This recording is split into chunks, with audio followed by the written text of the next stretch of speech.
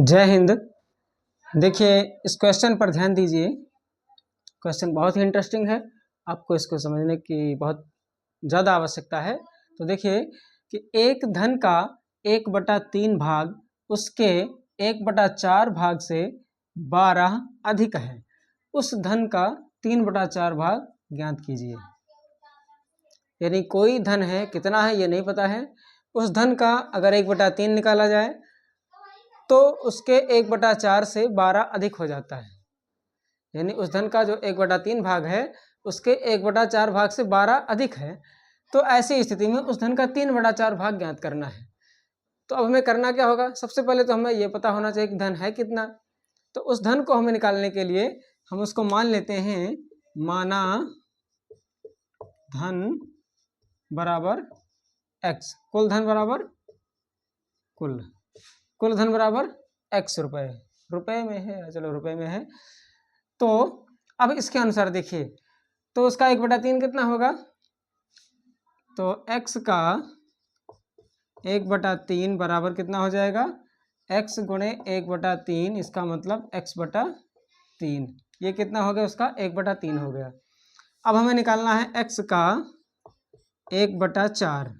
x का 1/4 कितना होगा? x गुणे 1/4, इसका मतलब x/4। अब ये हो गया x/3 यानी उसका तीसरा भाग, और ये हो गया उसका चौथा भाग, 1/4। यानी 1/3 भाग हो गया x/3 और 1/4 भाग हो गया x/4।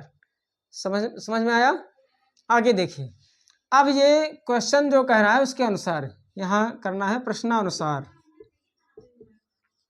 प्रश्नानुसार कह क्या रहा है कि जो उसका 1/3 भाग है वो उसके 1/4 भाग से, यानी देखिए ये जो x/3 भाग, ये 1/3 जो भाग है इससे ये 12 ज़्यादा है। ऐसी स्थिति में क्या है, समीकरण यहाँ पर बनाना है कि ये वाला जो भाग है ये इस भाग से 12 अधिक है। अभी ये 12 अधिक है इससे, तो इसका मतलब अगर हमें इस बैलेंस करना है, इसको बराबर करना है, तो क्या करेंगे?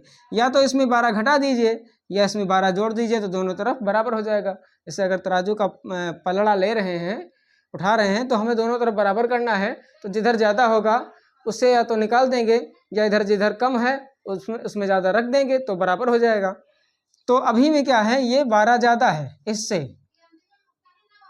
तो हम क्या करेंगे, यहाँ हम 12 जोड़ दे रहे हैं। तो अब हमने जब 12 जोड़ दिया तो इसका मतलब अब ये दोनों तरफ बराबर हो गया है। अब इसका हम बना लेते हैं समीकरण। तो x/3 और इधर ये अब ये पक्षांतर हो जाएगा, तो इधर आएगा तो -x/4 हो जाएगा, बराबर बचेगा क्या? 12 इधर बच गया। यानी x/3 - x/4 बराबर 12। अब इसी को हम कर लेते हैं सॉल्व। देखिए आगे, अब नीचे जगह नहीं, हम ऊपर फिर से लिख रहे हैं। यहाँ पर आप लोगों ने, हमें आशा है कि आपने नोट कर लिया होगा।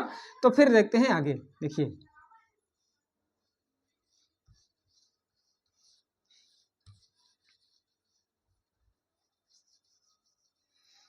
देखिए यहाँ क्या था, x/3 - x/4 बराबर 12। इसको यहाँ लिख दीजिए, बराबर 12। अब इसको हमें सॉल्व करना है। इसको सॉल्व करेंगे तभी x का मान निकलेगा। सॉल्व करने के लिए क्या करेंगे, इसको घटाना है, 3 और 4 का एलसीएम निकालेंगे, कितना होगा? 12 होगा। तो 3 चौक 12, यानी 3 को 4 से गुणा करने पर तब 12 होता है। तो उसी 4 से गुणा हम x में करेंगे, यानी ये कितना हो जाएगा? 4x माइनस 4 को 3 से गुणा करने पर 12 होगा, इसलिए उस 3 से गुणा हम x में करेंगे मतलब ये हो जाएगा 3x, बराबर हो गया 12। अब 4x में से 3x घटाएंगे तो बचेगा कितना? x बचेगा, x/12 बराबर 12। अब क्या होगा, ये क्रॉस मल्टीप्लाई हो जाएगा, यानी 12/1 मान करके क्रॉस मल्टीप्लाई हो जाएगा।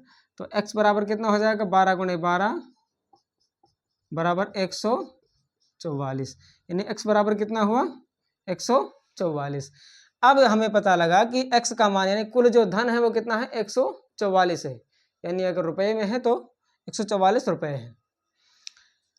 अब हमें अगला इसका जो ये क्वेश्चन पूछ रहा है उसका हमें आंसर इसके माध्यम से मिल जाएगा। यानी कुल धन अगर 144 है तो इसका हम क्या निकालेंगे? 3/4 भाग। कह रहा है उस धन का 3/4 भाग कितना होगा, उसको ज्ञात करना है। तो हमें पता है कि कुल धन है 144 रुपये, तो इसका हम निकाल लेंगे 3/4। तो कुल धन का 3/4 बराबर, तो कुल धन कितना है 144 गुणे 3/4, 144 का 3/4।